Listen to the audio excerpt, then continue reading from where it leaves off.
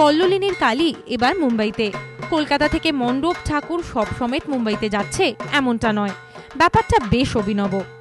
কেশব সেন স্ট্রিটের নবযুবক সংঘের পুজো ফাটাকেষ্টর কালী পুজো নামে বিশেষ পরিচিত। ৫৫ বছরের এই কালী পুজো কলকাতার পাশাপাশি এবার অনুষ্ঠিত হতে চলেছে মুম্বাইতেও। একই নামে একই পরিচয়, অনেকটা শাখা কার্যালয় খোলার মতো আর কি।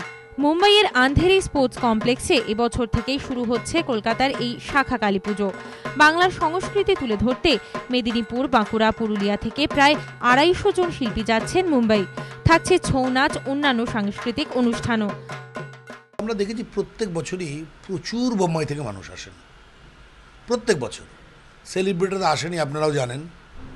তো তাদেরও একটা মানসিক ইচ্ছে ছিল যে এরকম যদি বম্বেতে পুজোটা হয়, এবং ওখানকার যারা আমাদের মনোভাবাপন্ন মানুষ, যারা আমাদের ঠাকুরকে খুব ভালোবাসেন, ঠাকুরের প্রতি শ্রদ্ধা, তারাও অনেক দিন ধরে বলছিল। তখন প্রত্যেক বছরই এদের নেমন্তন্ন করতে বোম্বাই যেতে হয় একবার কালী পুজোর জন্য।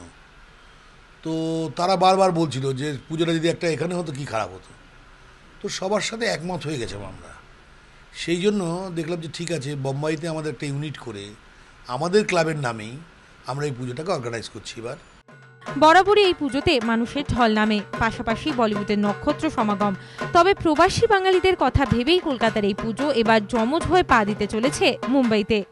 আমাদের বিশ্বাস যে কলকাতার যে পুজোটার সাফল্যতা আছে এবং মানুষের যে নজরে যেভাবে দেখেন, আগামী দিনে মুম্বাইতেও ঠিক সেইভাবেই প্রতিষ্ঠা পাবে। মুম্বাইয়ের পুজো সফল হলে দেশের অন্যান্য শহরেও এই পুজোর আয়োজনের পরিকল্পনা রয়েছে, জানিয়েছেন পুজো উদ্যোক্তারা।